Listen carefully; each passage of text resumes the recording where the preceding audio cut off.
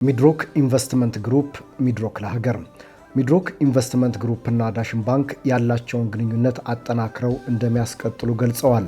ግሩፑ 30ኛ ዓመት የምስረታ በዓሉን በማስመልከትም በዳሽን ባንክ ዋና መስሪያ ቤት በመገኘት የእንኳን አደረሳችሁ መልእክት አስተላልፏል። የሚድሮክ ኢንቨስትመንት ግሩፕ ቺፍ ኦፕሬሽን ኦፊሰር አቶ አበበ ተክሉ ግሩፑ ከዳሽን ባንክ ጋር ያለውን አጋርነት አሁን ካለው በበለጠ አጠናክሮ ይቀጥላል ብለዋል።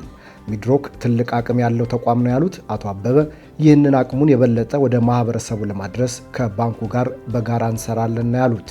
የዳሽን ባንክ ዋና ስራ አስፈጻሚ አቶ አስፋው አለሙ በበኩላቸው ሚድሮክ ኢንቨስትመንት ግሩፕ እና ዳሽን ባንክ ለሀገር እድገት በጋራ መስራታቸውን እንደሚቀጥሉ ተናግረዋል።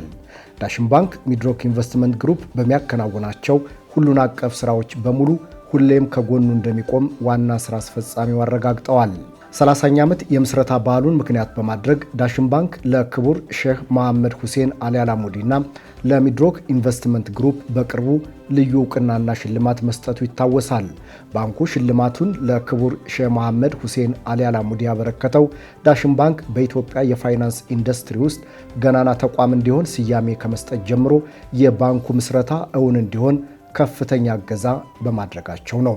ክቡር ሼህ መሐመድ ሁሴን አሊ አላሙዲን በኢትዮጵያ በተለያዩ የኢንቨስትመንት መስኮች ላይ በመሰማራት ለዜጎች የሥራ ዕድል በመፍጠርና ሰው ተኮር በጎ አድራጎቶች ላይ በፈርቀዳጅነት በመሳተፍ ለሀገር እድገት አቻ የሌለው ሚና እያበረከቱ የሚገኙ ባለሀብት ናቸው።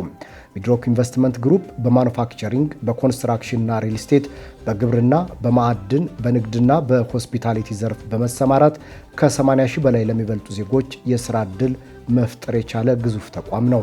ሚድሮክ ኢንቨስትመንት ግሩፕ ከዓመታዊ ትርፉ 10 በመቶውን በመመደብ ማህበራዊ ኃላፊነቱንም እየተወጣ ይገኛል።